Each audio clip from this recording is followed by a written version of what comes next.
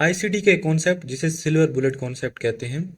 आज की इस वीडियो के अंदर मैं आपको वो कॉन्सेप्ट समझाने की कोशिश करूंगा इंतहाई आसान से आसान जबान के अंदर, ताकि आप में से एक आम बंदे को भी ये चीज़ समझ आ सके और वो डेली ट्रेडिंग में इस चीज़ को अप्लाई करके प्रॉफिट बना सके। देखो गाइस, अक्सर यूट्यूबर आपको समझा देते हैं और लेकिन कुछ टर्म्स आपको समझ में नहीं आती, जिस वजह से आप उस सेटअप को अच्छे से अप्लाई नहीं कर पाते।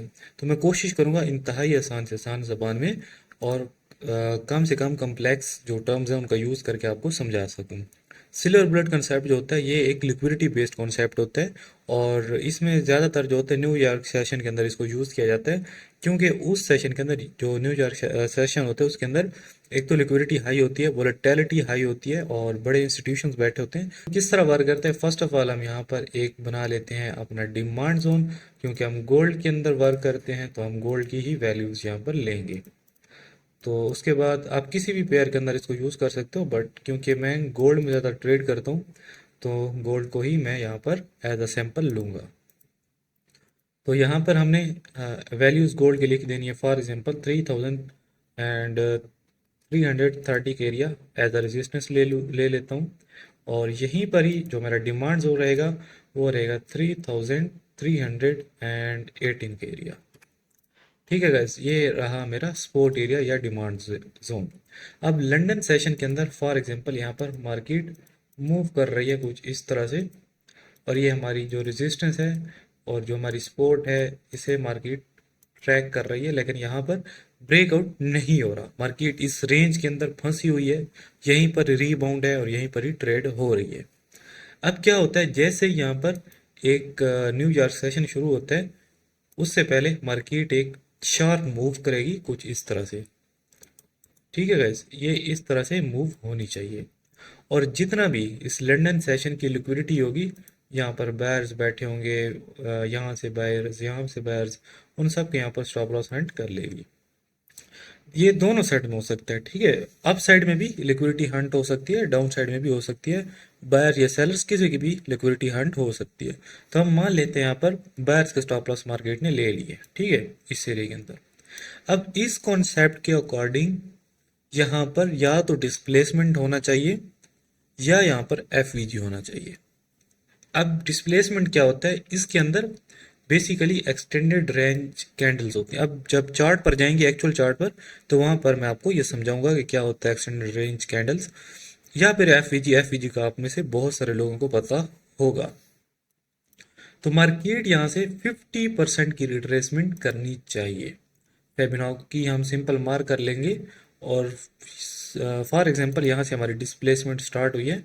वैल्यू कहाँ पर है, जो नीचे बॉटम बनेगा वो। तो यहाँ से 50% कहाँ पर बन रहा है, ये 3125, एंड जो 0.6 एरिया वो है 3127 की एरिया। अब इन दोनों के दरमियान जैसे ही आती है प्राइस, आप यहाँ से रिट्रेसमेंट पर अपनी एंट्री ले सकते हो। एंट्री किस चीज़ की लेनी है, यहाँ पर एंट्री आपने लेनी है यहाँ से सेल साइड की। तो प्राइस जैसे यहाँ पर आया, ठीक है, रिट्रेस हुआ, आपने इस एरिया से एंट्री ले ली अपनी सेल साइड की। अब यहाँ पर मज़े की बात यह है कि यहाँ पर क्लियर साइड आपको एक अच्छा स्टॉप लॉस मिल जाएगा, एक अच्छी एंट्री मिल जाएगी, यानी एक अच्छा टीपी भी मिल जाएगा, टेक प्रॉफिट भी। तो इस वजह से ये सेटअप बड़ा ज़बरदस्त है, तो आपको इस पर ज़रूर वर्क करना चाहिए। अब टेक प्रॉफिट कहाँ पर रहना चाहिए आपका, सिंपल। अगर आप नए हो तो आपने ज़्यादा इसे नहीं लेकर चलना। ये जो आपका प्रीवियस लो बना था बिल्कुल उसके नीचे, ये आपका रहेगा स्टॉप लॉस। अब अगर यहाँ पर सॉरी, ये रहेगा आपका टेक प्रॉफिट एरिया। ठीक है गाइज, ये एरिया आपका क्या है, टेक प्रॉफिट एरिया, इसका डाउन साइड। और यहाँ पर स्टॉप लॉस कौन सा एरिया रहेगा आपका, ये जो आपका हाई था, ये आपका रहेगा एज अ स्टॉप लॉस। तो गाइज इस तरह आपको यहाँ पर एक अच्छा टारगेट मिल जाएगा और काफ़ी हैवी एंट्रीज आपको मिल सकेंगी। तो आपने कोशिश करना है एंट्री आपने उस सेटअप पर लेनी जहां पर आप लोगों को वहां पर स्टॉप लॉस छोटा नजर आए। ठीक है, जितना छोटे स्टॉप लॉस पर आपकी एंट्री होगी उतना ही आपको बड़ा टीपी मिलेगा और आपकी एंट्री अच्छी बन जाएगी। अब हम चलते हैं चार्ट पर और मैं आपको वहां पर समझाने की कोशिश करता हूँ। हमारे पास प्रीवियस डे का चार्ट है और M5 मिनट्स टाइम फ्रेम पर है XAU USD gold dollar pair का। और यहाँ पर आप देख सकते हो प्राइस रेंज मूव कर रही है। जैसा कि मैंने आपको बताया था कि न्यू ईयर सेशन स्टार्ट होने से पहले मार्केट को रेंज बाउंड होना पड़ेगा, और आप देख सकते हो यहाँ पर मार्केट एक रेंज में ही मूव कर रही है। अब जैसे यहाँ पर आपका न्यू ईयर सेशन स्टार्ट हुआ है, उसके बाद प्राइस में एक अप साइड का मोमेंटम आया है, बिल्कुल आया है। कौन सी साइड की हंटिंग हुई है? अप साइड में। ठीक है, आप देख सकते हो यहाँ पर सेलर्स के स्टॉप लॉस यहाँ पर हंट हो चुके हैं। उसके बाद मार्केट ने क्या किया है, अब हम यहाँ पर देखेंगे क्या हमारी कंडीशंस पूरी हो रही हैं। कंडीशंस पूरी होंगी गाइस तभी हम एंट्री प्लान करेंगे ना। तो ये हम 1 मिनट के लिए रिमूव कर देते हैं और यहाँ पर देखो प्रीवियस हाई कौन सा था, 3317.99 का एरिया। मार्केट ने इसका स्टॉप लॉस ले लिया है, बिल्कुल क्लियर तौर पर यहाँ पर मार्केट ने स्टॉप लॉस हंटिंग कर ली है। उसके बाद मार्केट में गिरावट आई है। अब यहाँ पर देखो और समझो, जो कि मैंने आपको समझाया था कि फेयर वैल्यू गैप होना ज़रूरी है। फेयर वैल्यू गैप है, बिल्कुल है यहाँ पर, लेकिन आपको मैंने साथ ही समझाया था कि डिस्प्लेसमेंट भी हो सकती है। तो यहाँ पर डिस्प्लेसमेंट है, बिल्कुल है, एक्सटेंडेड रेंज कैंडल बन रही है यहाँ पर। अब यहाँ पर एक हार्श मूव का 50% हमने, ये देखो मार्क करना है, ये देखो बॉटम से हमने टॉप मार्क किया। ये फेबिनोकी टूल है, आपको ट्रेडिंग व्यू में मिल जाएगा। ये देखो फेबिनोकी नंबर मार्क किया, 0.618 की यहाँ पर रिट्रेसमेंट हुई है। हमें इन दो जगहों में से एंट्री लेनी, या तो 0.5 से या 0.6 से। जहाँ से आपको एंट्री अच्छी मिल जाए तो आप यहाँ से ले सकते हो। अब स्टॉप लॉस का आपने ध्यान रखना है, अगर 0.5 पर स्टॉप लॉस बड़ा हो रहा है तो एंट्री मत लेना। रिवार्ड के हिसाब से आपने चलना है, तो रिवार्ड आपको अच्छा मिल रहा है तभी आपने प्लान करनी है एंट्री। तो एंट्री हमें 0.6 एरिया से मिल रही है, हमने ले लिया यहाँ पर एंट्री। अब इसको हम रिमूव कर देते हैं। और अब यहाँ पर स्टॉप लॉस कहाँ पर रहेगा, टेक प्रॉफिट कहाँ पर रहेगा, वो जरूरी है बताना।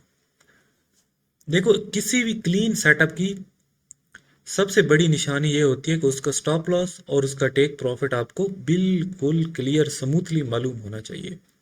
एंट्री हमें मिल गई है, अच्छी एंट्री मिल गई है, ठीक। अब यहाँ पर टेक प्रॉफिट कहाँ पर रहेगा, टेक प्रॉफिट रहेगा प्रीवियस हाई का हाई, यानी इस प्रीवियस हाई के ऊपर जो भी कैंडल क्लोज होगी या वीक होगी उसका हम टेक प्रॉफिट ले लेंगे। फॉर एग्जाम्पल 3320 का जो एरिया है इसके ऊपर हम अपना टेक प्रॉफिट रख देते हैं, 21 के एरिया पर रख देते हैं ये। और यहाँ पर स्टॉप लॉस कहाँ पर रहेगा, हमारे स्टॉप लॉस यहाँ पर रहेगा सिंपल, इसका लो। कौन सा लो है, 3296 का एरिया। तो गाइज आप देख सकते हो यहाँ पर बड़े प्यारे तरीके से मार्केट ने इस एरिया को रिस्पेक्ट दी है, और यहाँ पर इजिली इजिली यहाँ पर हमारा जो टेक प्रॉफिट है वो यहाँ पर हिट हो चुका है। तो गाइज ये है power of new York session. आपने न्यू यॉर्क सेशन में इसको ट्राई करना है, silver bullet pattern, silver bullet strategy को आपने।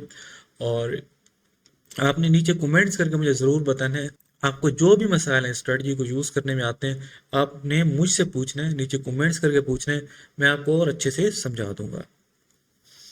थैंक यू गाइस, अपनी सपोर्ट देना, यूट्यूब चैनल को सब्सक्राइब कर लेना और वीडियो को लाइक कर देना, ताकि इस तरह की और नॉलेजेबल वीडियो मैं आप लोगों को फुल एनर्जी के साथ पहुंचा सकूं। Thank you.